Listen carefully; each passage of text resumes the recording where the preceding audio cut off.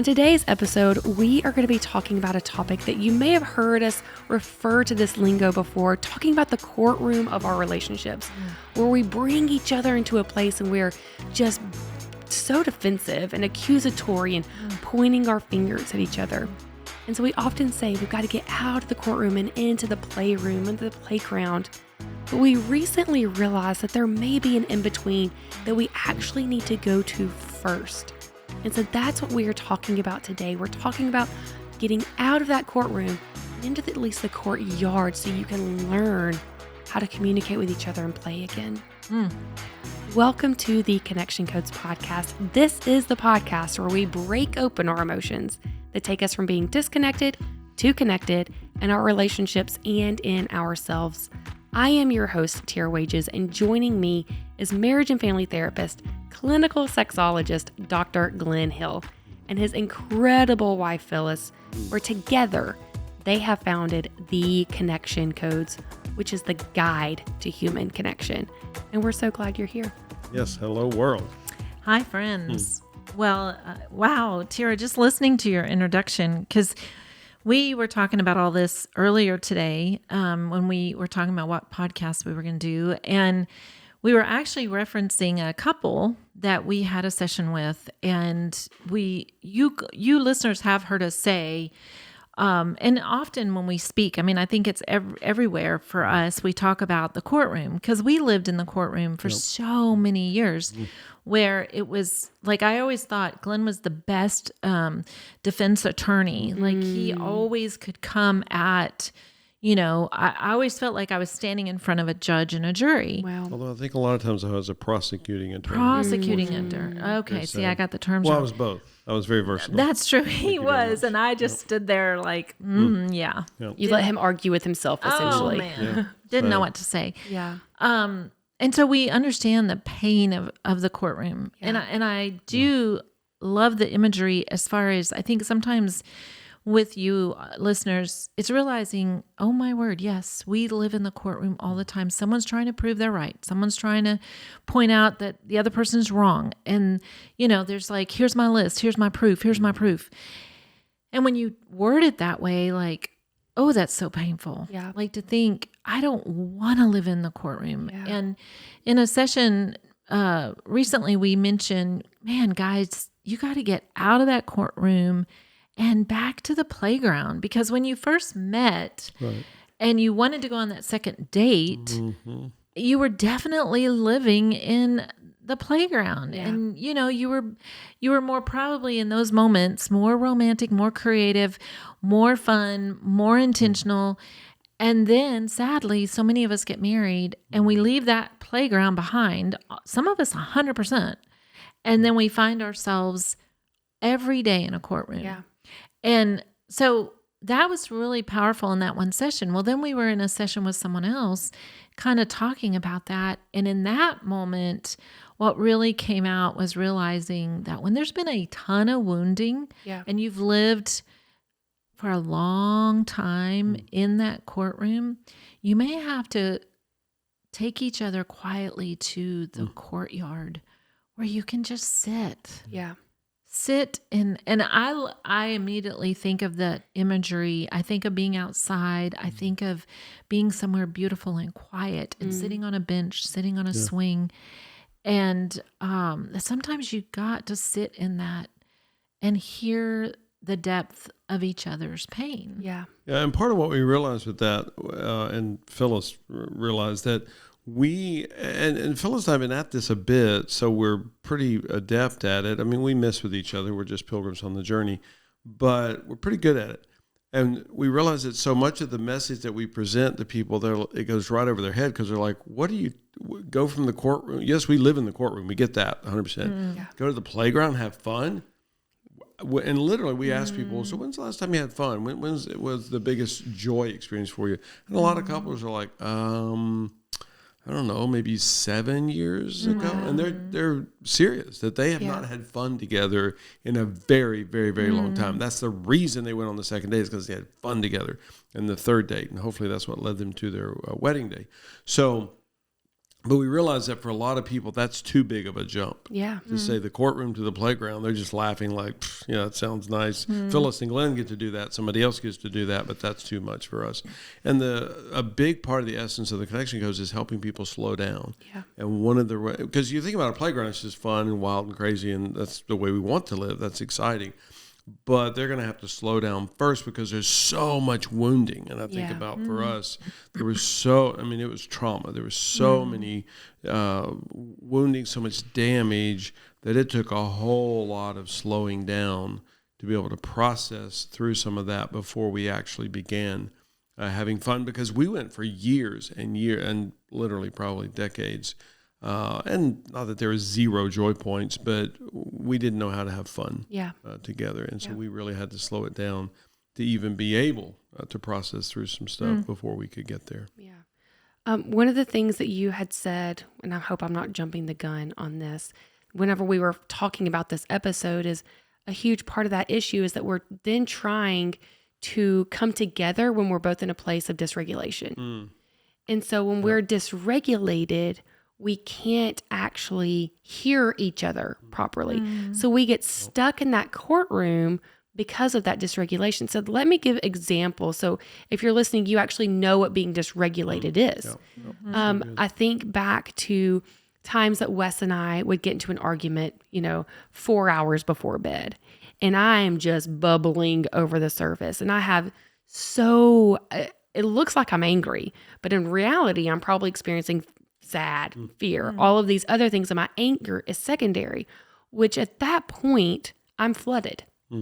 I have so many emotions firing in my brain that when Wes is telling me something, I cannot hear him. I can't see his heart anymore. I can't hear his heart anymore.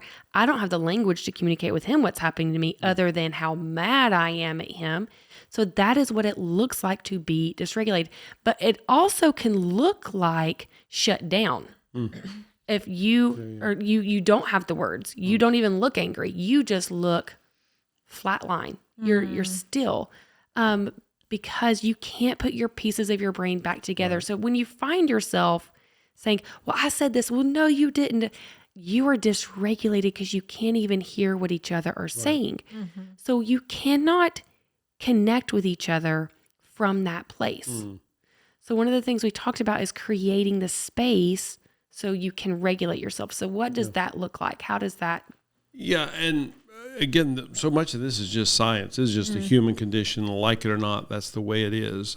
Because I think practically, whatever, and there's 10,000 possible examples, but, she says, I really felt hurt when you said that I was the least favorite person you dated in high school. And he never actually said it that way. He can resist her energy. He can go, I didn't say that. And they're immediately at odds. He's the adversary. She's the wolf. I mean, they're both wolfish to each other. And I think this is the most counterintuitive part of the Connection Codes. Everything within him wants to go, I didn't say that. And he can be totally correct. I mean, factually, logistically, he never actually said that. Right. And he'll never connect with her if he does that. And everything within him wants to go, what?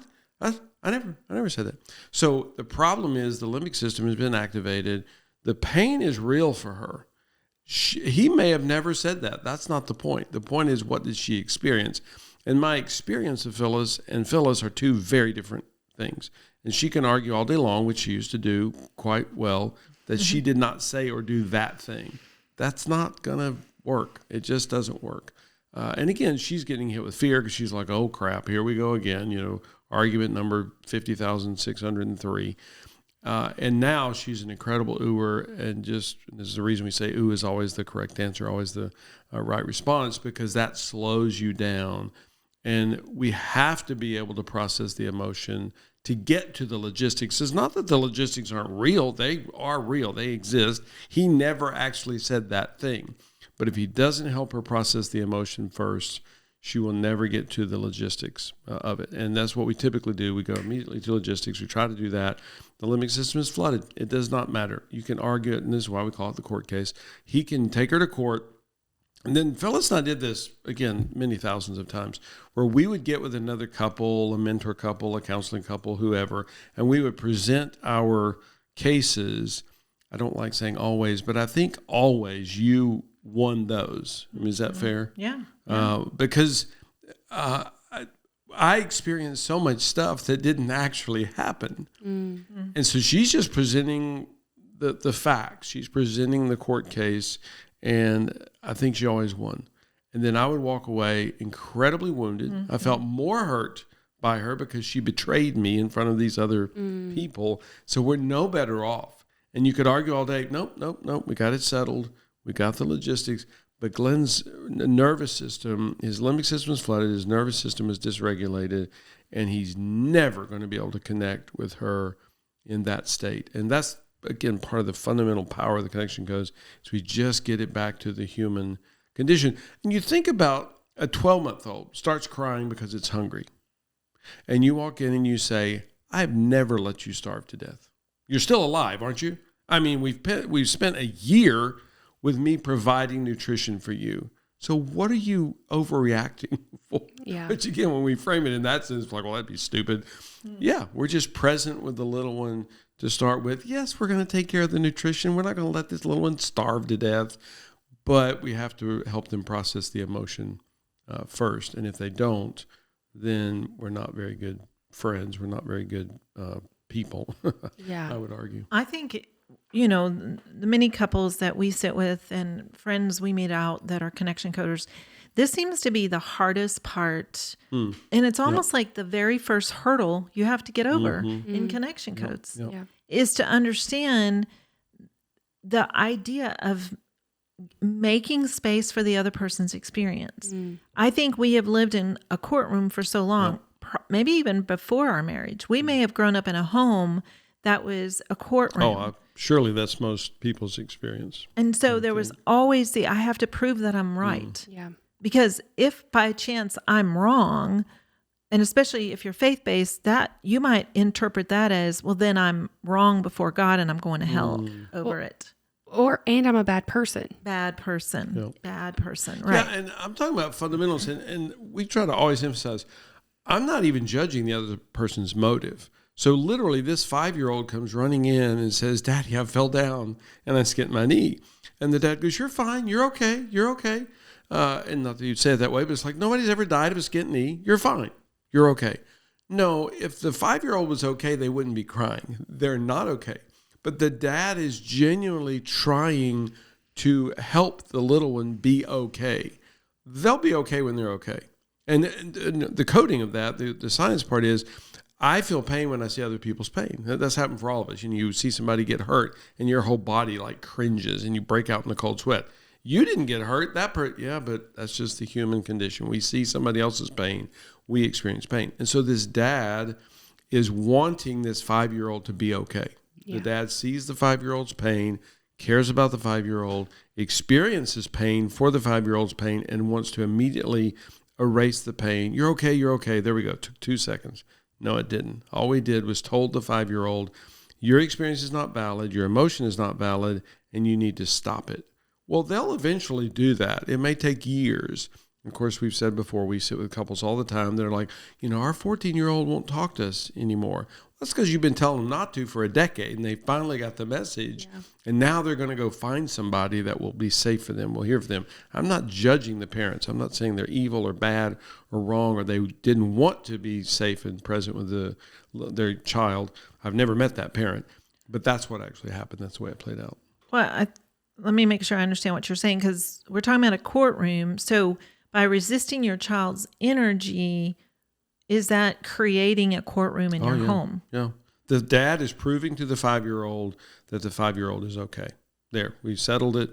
I presented it to the judge and the jury. They all voted unanimously that you're okay. There we go. We settled it. And that's in the same way if our spouse comes to us and say, Absolutely. You hurt me with your words. And we're like, no, I didn't say that. Yep. Mm-hmm. Then we're trying to tell them you're okay because I didn't do anything to hurt you. Right.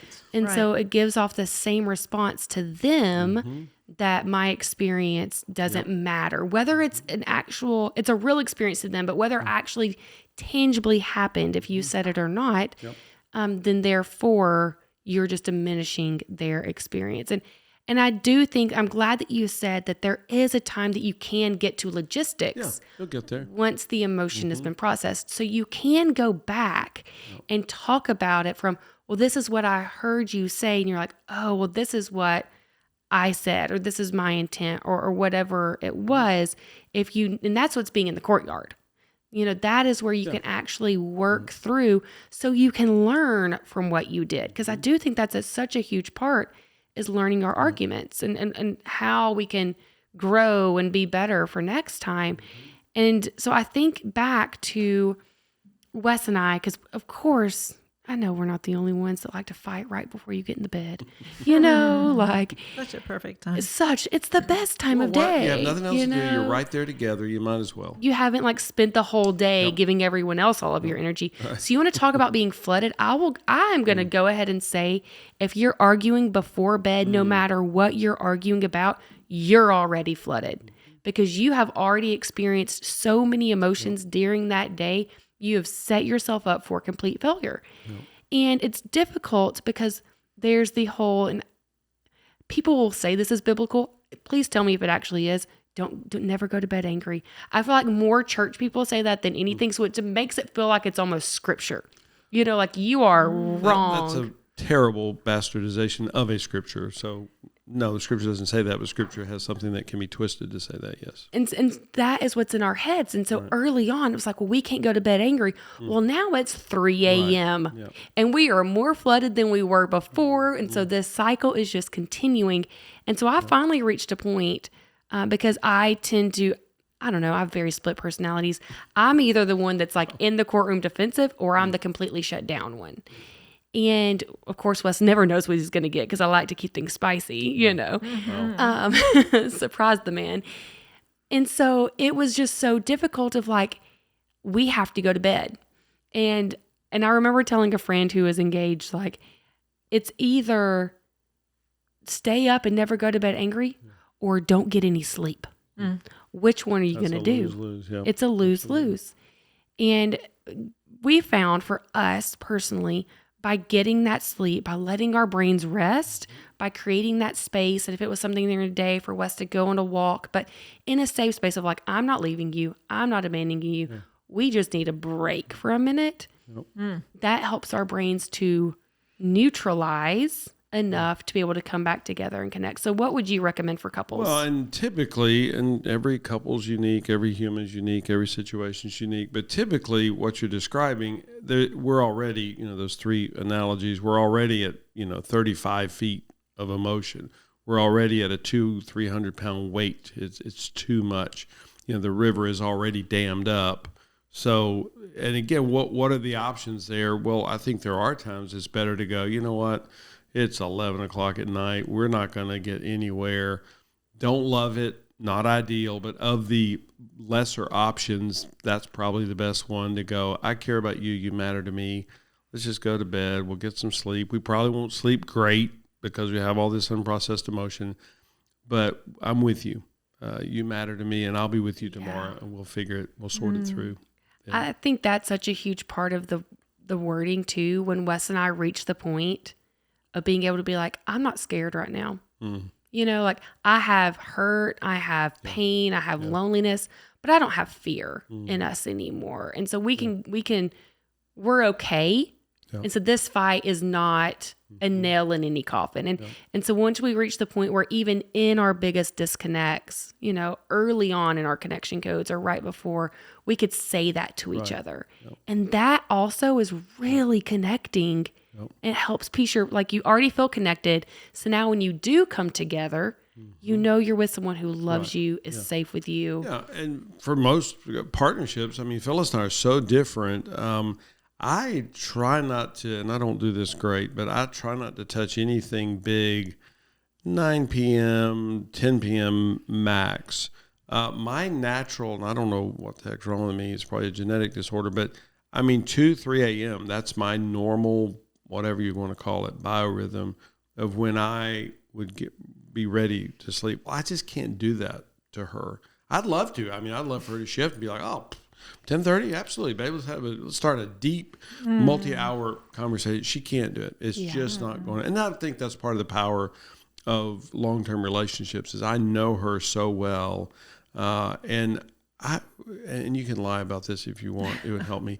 I don't do that very often. Isn't that true? That's true. Please say yes. Oh, good. That's very true. Scared me there.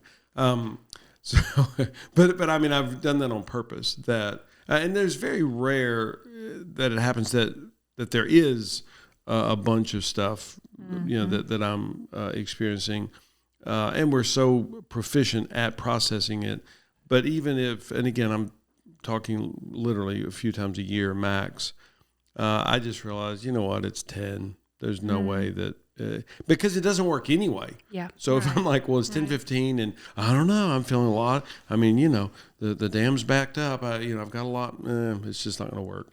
So I just don't do it anymore. I do want to reemphasize that for our listeners, because there are some of you, and we hear from you, and it brings us so much joy that you're like, I want to do this right because I'm so dedicated to connecting with my partner, and that brings us a lot of joy. But where you may be missing, and we had a podcast about this recently, is you are doing it at the wrong time.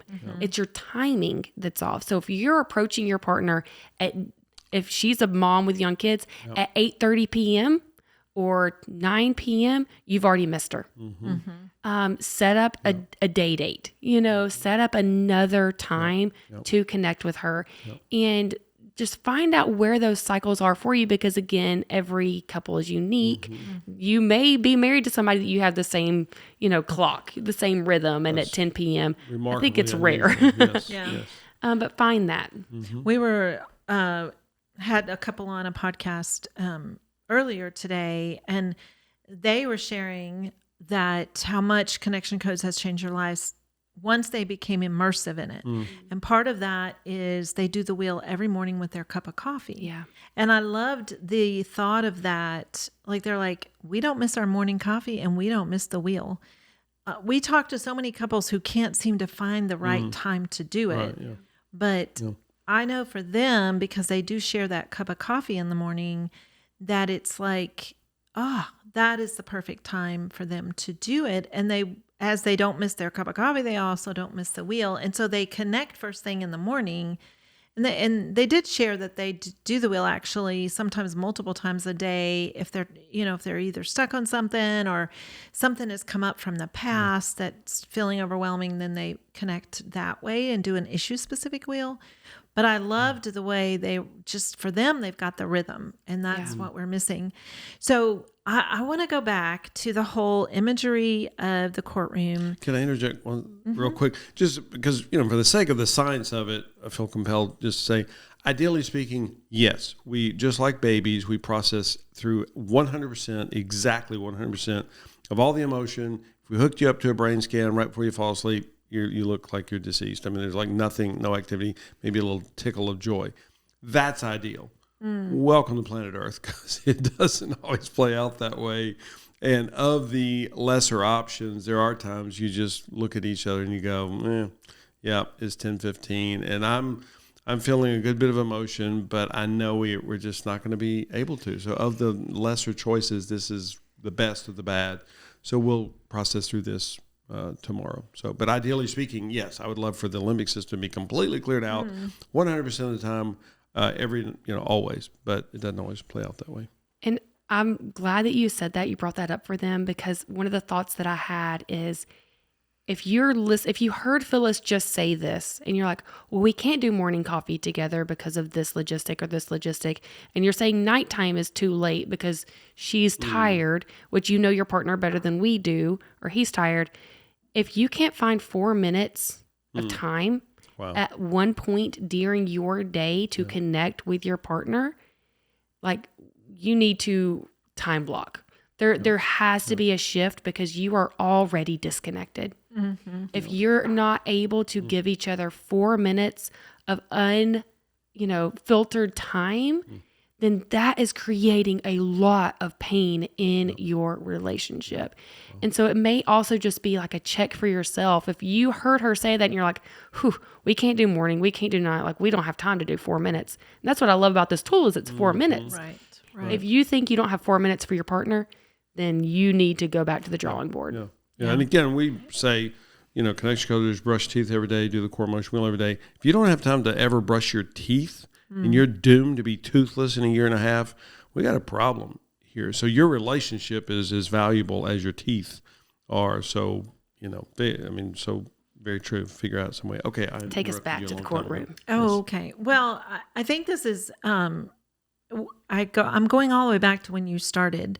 And you did this introduction because I thought about just our relationship, the three of us, and how I would say when we first met and we were coming to Alabama, we were definitely in the playground stage of our relationship and our friendship. Yeah.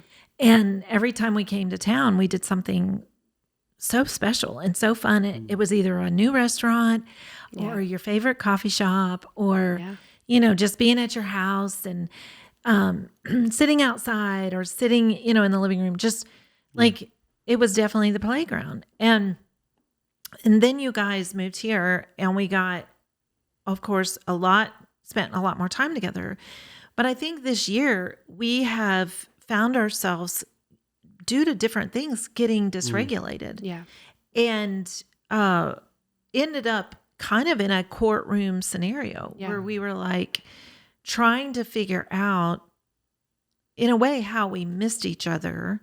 But it was really more, now that you said that, that's what washed over me, is that even in our friendship, I feel like we went into the courtroom mindset of she said, he said, and missed each other in that. And, just a week or two ago, it's like I feel like we had that courtyard experience where we sat outside under the stars for hours, and we started that time together by doing the core motion wheel and really expressing a lot of pain and a lot of hurt.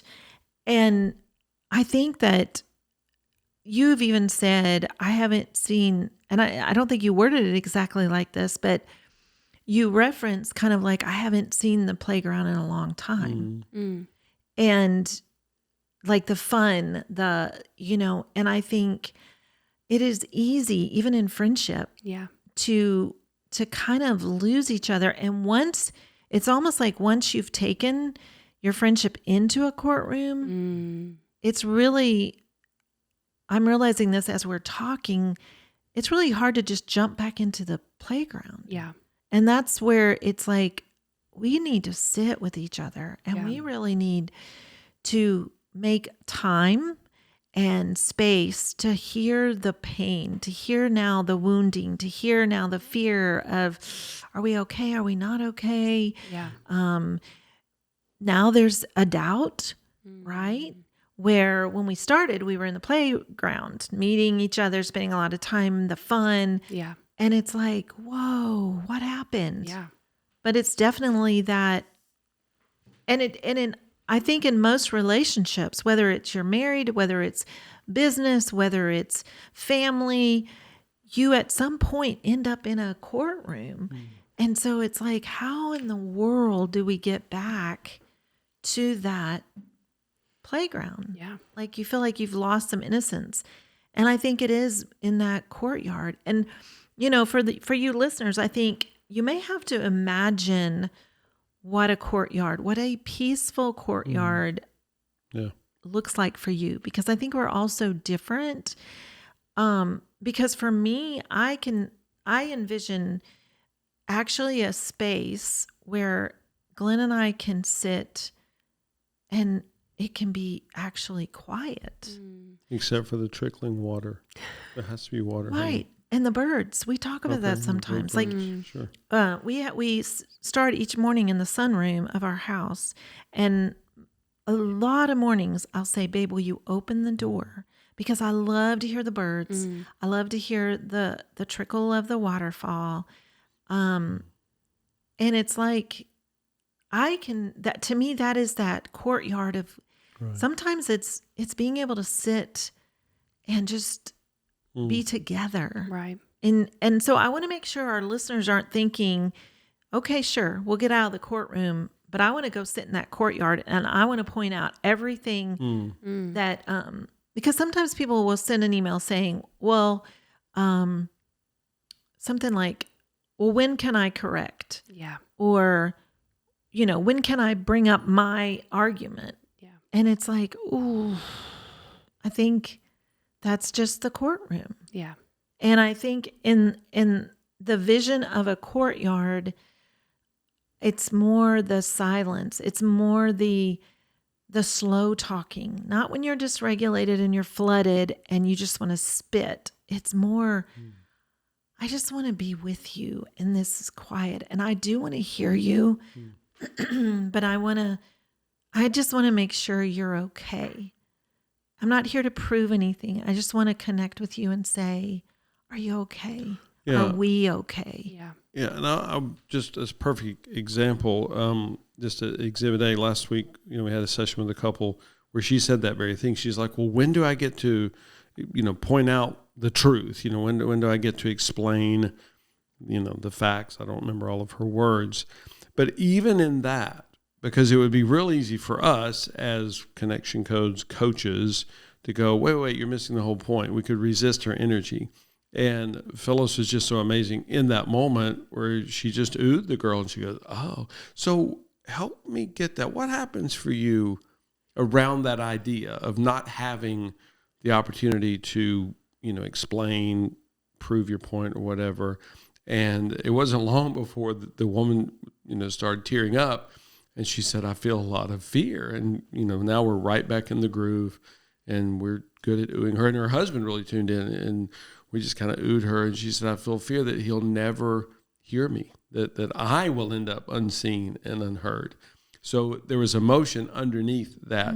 It wasn't because when she first presented it, it sounds like she's just kind of a cold-hearted jerk. And, she's the boss. She's the teacher, the professor. She's going to tell him, set him straight. But actually, it's fear for her underneath that she's not going to be seen and heard. And he had no idea because what she has always presented is that she's just this belligerent, I don't want to be unkind, but, that's the way she always came across. And he had no idea. And I don't know that she had any idea that actually what's happening is she feels fear that she's just going to get run over. And of course, then we end up talking about her family of origin, that's what usually happened. And so she became this fiery, kamikaze person because she had never felt seen and heard. And so now she's not going to let her husband do that to her. Dang it. Yeah. And, once he heard her fear, he's like, oh, well, that just, again, but it's because we were able to follow her energy and not take her to the courtroom, even in the process of discussing that. 100%. Great job, honey. Yeah. Amazing. No, I think that's so powerful. And I think it's creating space to hear each other's pain.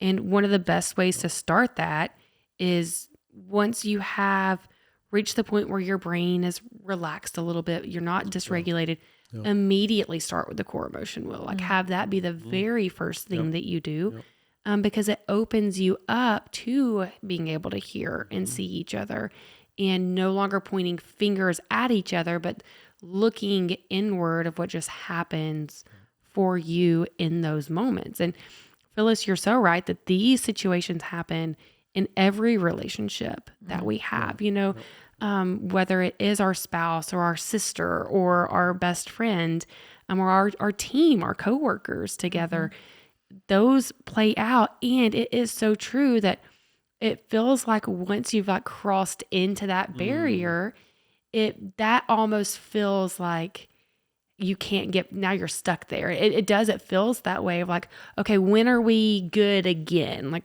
do you still like me? Like now there's questioning. And so to have that in our marriage, like looking at your partner, wondering, do you still like me because you were mad at me? That creates so much more fear, which then leads to more dysregulation, which is why, Glenn, I love when you had said earlier to be able to say to each other, like, you're safe. Like, yeah, I'm really hurt by you right now. And I feel really angry or whatever that emotion is, but I love you. And we're going to wake up tomorrow and we're together and we're fighting for this, but we need to sleep right now. I love that you had said that. And in thinking, in our relationship, Phyllis, that was a great point. You would come to Florence and, we had babysitters, like our kids obviously always exist. But when we were together, like they didn't exist. They were in the bed. We had other people taking care of them.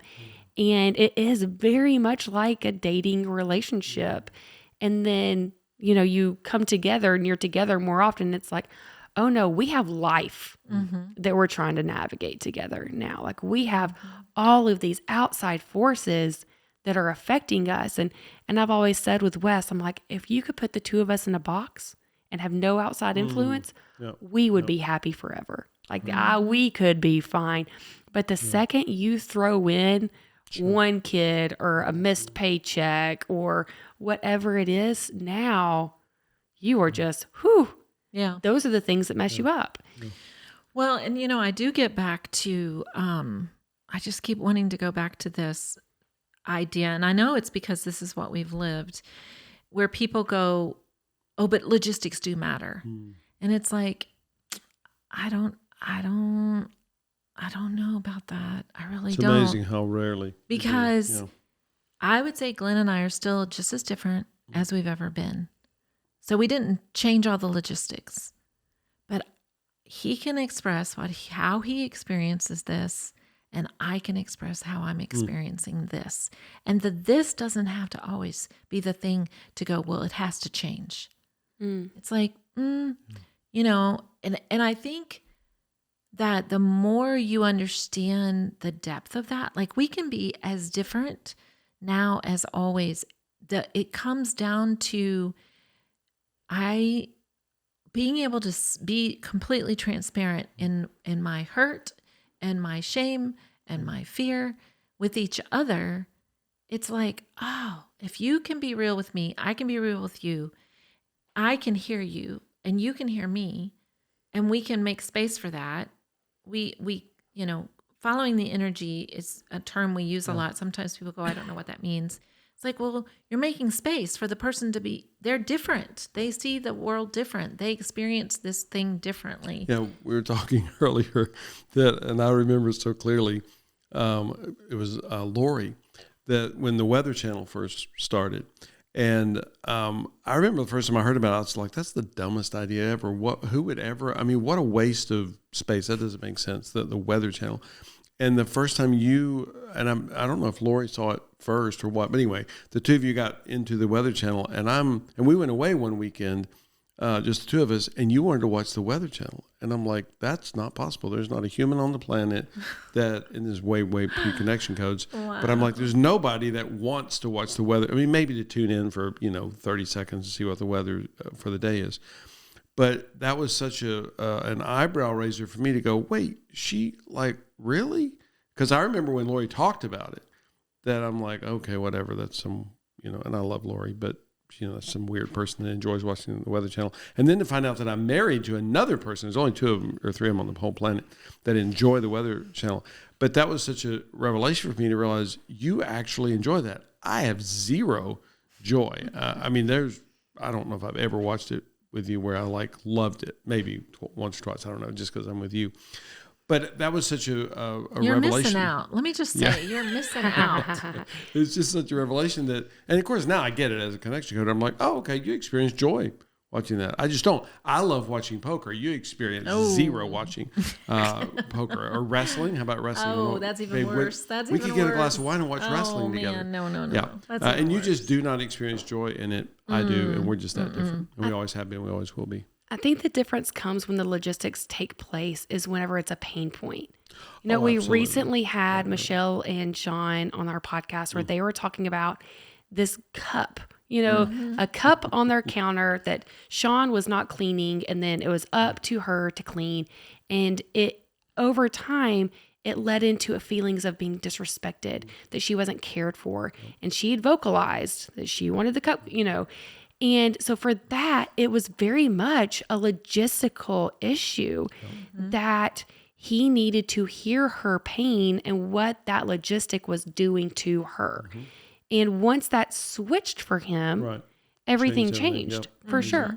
And so there are definitely moments where I think that when logistics matter is when, and this isn't black and white, just to be clear, and it's not absolute, But when there is this repeated action that's happening, you're finding yourself in the exact same cycle. Wes is asking me, and this is a long time ago, I need you to show up in sex. I need you to show up in. That's logistical.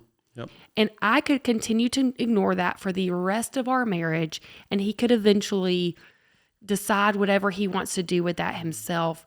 But me not showing up for him, I could ignore that. That's me not following his energy. That's his experience. I could just say, yeah, that's your experience. You just go on and keep living like that. Or I could partner with him and I can take the late night course and I can learn about my body and I can do these things because I care so much about him that I want to change this logistic for him because he matters to me. Yeah, but also him finding out what happens for you. Totally and agree. again, the logistic may be 100% true. You know, Wes, want you, Tara, to show up sexually in our relationship. Well, who's going to say, no, that's a bad idea? Of course, that's a great idea. But now he's able to find out what's actually happening for you that's blocking that from being true. Yeah, totally. Well, I think that too often we get stuck in, I want the logistics to change first. Right. And then yada, yada, yada. Instead of going, wait a minute, just share your pain. Like share your loneliness. And that is so connecting. Yes, as long as you have a partner that is willing to connect back with you. And so I think the pain comes if today he was still not washing that cup and just creating more and more pain in her, then that cycle, it reads so different. So when you have a partner that's like, I'm willing to partner with you in this. Well, but part of it too, if you are in a relationship where you're not getting that, you were expressing your pain over that cup gets that pain out of your body. Yep. So it still works for what it does health-wise for you, what it does emotionally for you. And I think we too often go around, we want to be able to, back in the courtroom, go, you have to wash that cup. Or if you don't wash that cup, well, then I'm going to stop doing this. And we come at it instead of going, you know what? I'm just going to keep expressing my pain over that cup and my loneliness over that cup and my fear that this is never going to change over that cup and my core level anger over that cup. Keep doing that because there are times in relationships, in jobs, in marriage, in family, where that person is not going to change the logistic. And you can't just be silenced. You can't just say, okay, well, I'm just going to store the hurt. I'm going to store the sad. I'm going to store the anger. No, keep saying it. Right. Like that is the healthy part of that. Yeah. And what we see over and over, because it activates that part of their brain, they actually start experiencing it as a pain experience for them. Yeah. Because you are sharing that and it connects to their brain that way. I love that. And I totally, totally agree with all of it. My fear is the stereotype of the nagging wife. You know, that he is just going to, or she is just going to be like, you're always nagging me about this. And that's such a shame block for women. Like we often don't think that we can express the same pain over and over again because society has told us, well, now you're nagging. And I've heard it from the pulpit multiple times. Nobody wants a nagging wife.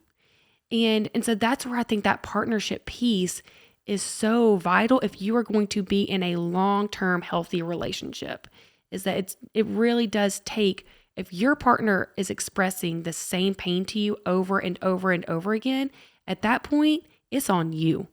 For me, Wes telling me over and over and over again his pain in our sex life, that was on me.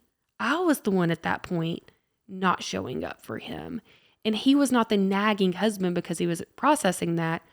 But I've heard from the pulpit and from other places about the nagging wife. Yeah, but we've also exponentially increased the odds. I mean, I don't know that I've ever had that conversation with Wes, but for him to say to you, babe, I experienced some pain in our sexual relationship, and Tara goes, oh, what's happening with pain? What am I missing? Because I think it's some loneliness. Like, I love being involved sexually with you, but I end up feeling lonely Yeah. in it, or whatever it is that's happening for her. He feels guilt that I'm inconveniencing you. I'm just bothering you.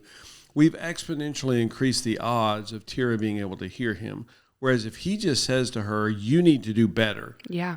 I mean, that's a tough sell for anybody on the planet. And he could be totally correct. I'm not saying that he's incorrect. It just doesn't work. We always say it's a great, what do we say? It's a bad application. It's a great intention. Great intention is just a bad application. I think too, just if we want to sit on that term nagging wife too, when I'm sharing genuinely at the core, that doesn't fall under nagging wife. Yeah. To me, a nagging wife it's that sideways jabbing comment. It's the backdoor comment. It's the it's almost the antithesis. Yeah. It's like the dropping the hint or saying it in front of friends. Like just say, oh yeah, he never cleans his cup. Like to me, that is that. But to almost like, I think it takes humility to be transparent with your emotions. I think it takes it's coming at I'm putting myself out here just to share my pain. Yeah. And it's not 2 paragraphs worth. It's just the simple, pain.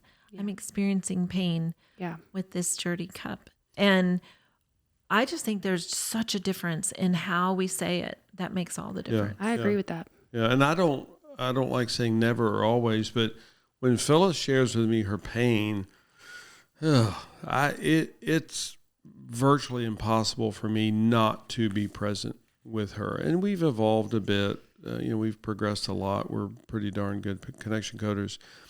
But it could be the exact same thing that happened 25 years ago that we had a huge conflict about. Now when she's just able to say to me, babe, I feel some pain in this, I'll break down a wall to do whatever I can to, and there's some things I can't change. Yeah. She's feeling pain about this and she just does.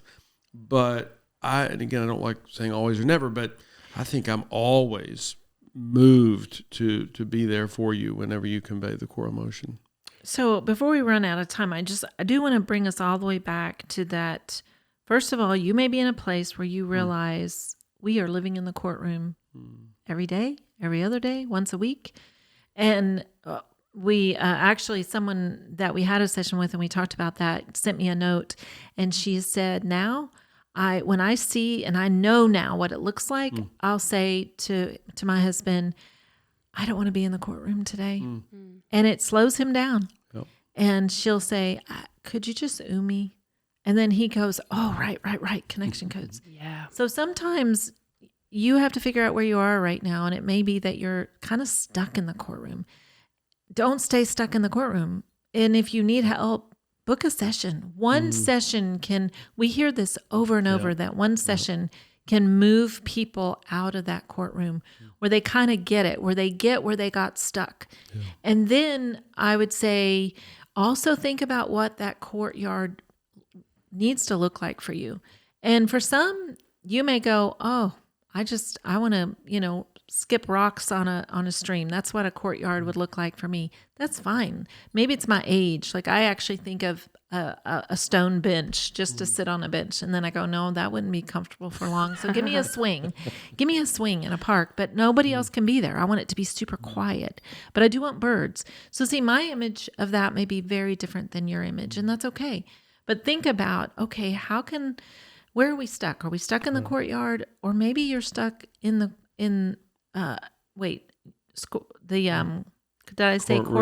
courtroom. Maybe you're stuck in the courtroom. And some of you may go, well, actually we've made it to the courtyard, but man, we don't know how to find the playground. Then you have to figure out, what does the playground look like for you? That takes intentional living. Yeah. Like that takes saying, hey, we've got to go away, just the two of us on a regular basis. For some people, and you may be one of those, you haven't left your kids since they were born. Yeah. And your kids are 10 or 12 or, and it's like, whoa, I don't know how to get back to the playground. Like we don't have a budget for fun. We don't know. And so you got to sit down and talk about that. And there's some reality checks there, just like what you were saying earlier about if you don't have 4 minutes to do the wheel every day, your relationship is in a dangerous place if you can't make time. for those little things. Totally. So before we do the wheel, I just think that's such a great, almost like take inventory. Yeah. Take inventory of your relationship. And it may be that even this whole conversation has led you to think about not just your marriage, but also your friendships, Yeah. maybe your relationship with your parent or your child or your neighbor, where you go, man, we are stuck in this place. Yeah. How can we change that? Because the world would be a better place if we would have this mentality, because we are way too often judging each other in that courtroom. 100%. And so we don't know how to bridge that gap of just friendship and just like, hey, man, I just want to sit with you and get to know you better. Yeah. And Yeah. like to have you over for dinner or whatever that would look like. Yeah, I think that's so good. And something I just tried to keep in mind in this conversation is we have people listening that are all over the spectrum, that this may be your very first episode. And so you are just trying to even figure out what this language is that we're talking about and just refining that connection. And I will say one tip that helped Wes and I a lot to find the playroom. Again, we were in marriage counseling 2017. I had essentially asked for a divorce. I wanted to be done with him. And our counselor had said, like, one, she oohed me. She's the first person I think to ever ooh me. She was like, I can understand why you feel this way. And that was so healing to me. Goodness, yeah. She goes, but I think y'all have something to fight for. And so think back to your dating relationship. What did you do with each other? And in that moment, we had a date planned for the very next weekend. And when I say that I had more pain in my body for this man, I can't even tell you how much I did not like him. But I heard her words. And so we had that date plan. And I drove, which literally, you'll never see me drive West Wages, but I drove. And I took him to the bowling alley. Without telling him we were going. That's where I saw him for the very first time, was the bowling alley. I saw him, knew I loved him. That was my husband. And so that was my way of saying to him, I'm still here and I want to play with you. And like we literally, in our depths of our pain, bowled with each other. And so it may even be like, okay, how do I get out of the courtyard and into the playroom? Think about the things that you used to do for fun. Think about the hobbies that you had. What did you do when you were dating that sparked joy in your relationship? And where were the parks that you went to or the movies that you saw? It's even just like press play on the movie of your first date. Surprise them with that, just think about things that were really, really playful before. And that helps enter you back in to that mindset. And so now we are going to go into our core emotion wheel, which is what we've been talking about this whole episode. If you've heard of our 4-minute tool, and this wheel is what Dr. Glenn and Phyllis have created to help us learn not only how to identify what's happening in our bodies, but then how we can communicate it so it doesn't come across as nagging, so it can connect you, and so you can get it back into the playroom and get out of that courthouse. So you're going to listen to Dr. Glenn and Phyllis do this together so you can learn what that looks like and how we get started. Cool. Yep. So good. You want me to go first? Sure. Okay. Wow. Should have been thinking about this already. Feel joy about all the trips that we have coming up. Feel a lot of joy. We're going to Hawaii together. Wow. So excited about that. Let's see. I think I felt fear the other day when our oldest and her husband and daughter left for Europe. Fear of them being gone. Felt really sad when I found out that their youngest had had several really big meltdowns since they've been gone. Let's see, anger at how I've missed with just you, Tira, in just the last few weeks and maybe even the last couple of months. Just anger that even in all of this that we do and talk about, we forgot some of the connection codes and how to use it. That's definitely, I would say, my guilt and shame too, which I've shared that with you. Just that I don't think we oohed each other well, forgot the basics of the connection codes. Feel guilt and shame about that. let's see, I said the fear, lonely, lonely. I think that most recently, probably the lonely is just in caring for your mom. There's times when I feel like not just as in I, but us, I feel alone in it, that you and I care for her. And I feel that that's really on us. So there's some lonely in that for sure.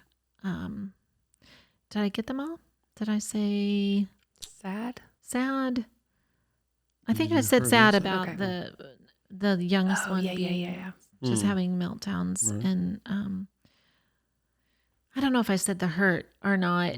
I know my body has not been so I've had physical hurt lately, like my body's not been cooperating, and I want to Glenn's walking 5 miles every day and I'd love to keep up with him, but my body is going no. So feel hurt for sure in that. Yeah. Wow. Thank you. Let's see. For me, joy. Well, even this past weekend was just a dreamy true. That was amazing. getaway. Kind of unexpected, and it just happened, and it was spectacular. And I was gifted a bunch of ridiculously spectacular wine, which I loved. And if I live to be 150, we'll probably open a bottle of it. Good. Okay, let's more save joy. Save them all. On my 150th birthday. Yeah. There was some fear in the trip. I just didn't know exactly what to expect and how it was going to play out. Of course, my mom was with us, and just some fear. She can be a lot to manage sometimes, and it all worked out great. But just being aware of her and all the stuff that it takes to get her where she needs to be. I feel guilt in that sometimes. Just am I doing enough? Doing it right? Doing it? What's needed for. I feel shame in that sometimes too, just that I don't constantly just celebrate, my 95-year-old mother living with us, but there are times that it is burdensome, which is a sad experience, just like, this is a lot. It can be really intense at times. And I feel hurt at times when I feel, I've ended up this all about my mom, but I feel hurt when I don't feel appreciated.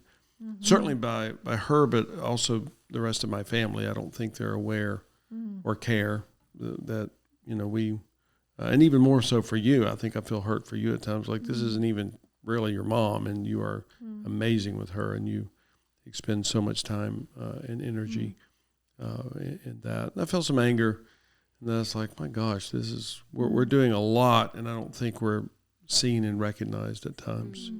Certainly with my family. As far as what we're giving, all that we're pouring out, for her, for that situation. Yeah.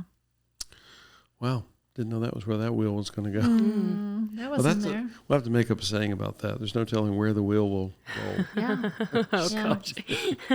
That's pretty good. I love that. Yeah. Wow. So good. Thank you so much. And it truly is to spend 4 minutes. They both just said things that the other person didn't know they were even experiencing. I remember the very first time I did the wheel with Wes, and that's where I knew this was different, because he told me something I had no idea was happening inside his body, and it changed everything for how I was showing up for him. Yeah. Let me just say that's part of the power of the wheel is you're going to do it every day. So it doesn't really even matter what you share today, because you're going to share something more, maybe the same thing again tomorrow. It's great when someone shares something 4 days in a row, because you're like, oh, okay, that matters to Tira. Wes is tuning in. It's like, she shared that 4 days in a row. Good. I'm glad she did, because now he knows this is significant. And she's going to do the wheel every day, so she's just going to keep expanding. And, it's there's so much power in the repetition of it. You don't have one shot at the wheel. It's like, well, you better do it right this one time. Well, no. You're going to do the wheel endlessly. 100%. And that is where you can talk about those pains that you are experiencing on a daily basis in a safe way. Because that's what that ooh was. You heard us not say anything to each other. We weren't trying to fix each other, but we just sat with each other and what we were experiencing. And that is so powerful. And so if you're saying to yourself, okay, we are in the courtroom and it is painful and we do not know how to regulate ourselves to get out, we have created a masterclass for you. In this masterclass, we walk you through how you experience your relationship, what your identity is, how you are gaining and losing each other. If you feel seen or heard, how you can reconnect. We walk through the different emotions and how to use this tool. It's so much deeper even than what you just saw, where you can learn what these emotions look and feel like. And then we teach you how to break those cycles that keep getting you back in that courtroom over and over again. It is so, so powerful. And you can find that in our show notes and use the code podcast for 20% off of that course. And I promise you, if you go through it, it will change everything if you apply it. And thank you so much for being here. If you have not already given us a review, that 5-star review or hitting subscribe on YouTube is so helpful to us and our mission, what we are doing. And we are just so, so thankful for every single person who does. We do all of this for you because you need this. And you deserve this. So let's do this. Let's do this.